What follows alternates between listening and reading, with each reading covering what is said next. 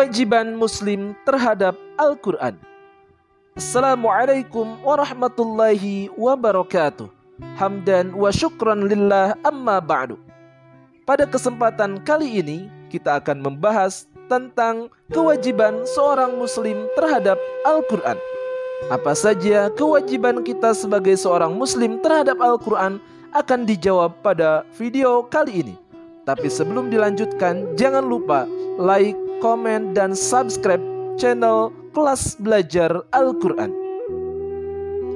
Kewajiban Muslim terhadap Al-Quran. Yang pertama, membaca dan menghafalkan Al-Quran. Membaca Al-Quran merupakan langkah awal seseorang bermuamalah dengan Al-Quran. Nabi Muhammad SAW memerintahkan agar kita rajin membaca Al-Quran sebagaimana tertuang dalam sabda beliau SAW. Iqra'ul Qur'ana fa innahu ya'ti yaumal qiyamati syafi'an li ashabihi, rawahu Muslim. Bacalah Al-Quran karena ia akan datang pada hari kiamat sebagai pemberi syafaat bagi orang yang membacanya. Hadis riwayat Muslim. Ketahuilah, Allah menjadikan amalan membaca Al-Quran termasuk sebagai salah satu yang bernilai ibadah kepadanya. Allah memberikan pahala bacaan Al-Quran bukan per surat atau per ayat, akan tetapi pahalanya per huruf dari Al-Quran yang kita baca. Nabi Muhammad SAW bersabda, La aqulu alif lam mim harfun, walakin alifu harfun, walamu harfun, wa mimu harfun, rawahu Tirmidzi. Aku tidak mengatakan alif lam mim itu satu huruf, akan tetapi alif adalah satu huruf, lam adalah satu huruf, dan mim adalah satu huruf. Hadis riwayat At-Tirmidzi. Yang kedua, mentadabburi dan mempelajari Al-Quran. Allah Subhanahu wa ta'ala berfirman, A'udzu billahi minasyaitonir rajim. Afala yatadabbaruna al-Qur'an am 'ala qulubin aqfaluha. Maka apakah mereka tidak memperhatikan Al-Quran, ataukah hati mereka terkunci? Quran Surat Muhammad ayat ke-24. Allah Subhanahu wa ta'ala juga berfirman, A'udzu billahi minasyaitonir rajim. Kitabun anzalnahu ilaika mubarakun liyadabbaru ayatihi waliyatadzakkara ulul albab. Yang artinya, ini adalah sebuah kitab yang kami turunkan kepadamu penuh dengan berkah, supaya mereka memperhatikan ayat-ayatnya dan supaya mereka mendapatkan pelajaran orang-orang yang mempunyai pikiran. Quran Surat Shad ayat ke-29.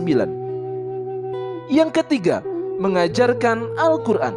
Al-Quran merupakan sebaik-baik ilmu. Barang siapa yang menyebarluaskan dan mengajarkannya kepada orang lain, maka ia akan mendapatkan balasan yang terus mengalir dari Allah Subhanahu wa ta'ala. Nabi Muhammad SAW bersabda, Idza mata ibnu Adama in qata'a amaluhu illa min thalathin, sadaqatin jariyatin, aw ilmin yuntafa'u bihi, aw waladin salihin yad'u lah, rawahu Muslim. Apabila manusia meninggal dunia, maka terputuslah segala amalannya kecuali 3 perkara, yaitu sedekah jariyah atau ilmu yang bermanfaat, atau anak soleh yang mendoakannya. Hadis riwayat Muslim. Nabi Muhammad SAW juga bersabda, Khairukum man ta'allamal Qur'ana wa 'allamah, rawahul Bukhari. Sebaik-baik kalian adalah orang yang belajar Al-Quran dan mengajarkannya. Hadis riwayat Imam Al-Bukhari. Yang keempat, mengamalkan Al-Quran. Demikianlah kewajiban seseorang yang telah mengetahui sebuah ilmu, hendaklah ia mengamalkannya. Suatu ilmu tidak akan berguna jika tidak pernah diamalkan, karena buah dari ilmu adalah amal, dan Allah Subhanahu wa ta'ala hanya akan memberi balasan berdasarkan amal yang dikerjakan. Allah Subhanahu wa ta'ala berfirman, Innama tujzauna ma kuntum ta'malun. Sesungguhnya kamu diberi balasan terhadap apa yang telah kamu kerjakan. Jazaa'an bima kanu ya'malun. Sebagai balasan bagi apa yang telah mereka kerjakan.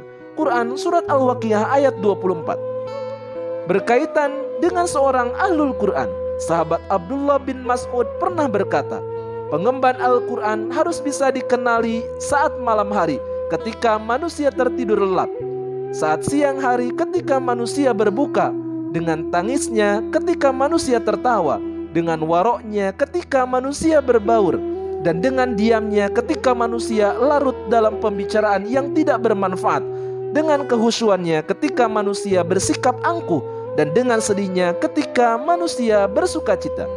Itulah tadi kewajiban seorang muslim terhadap Al-Quran.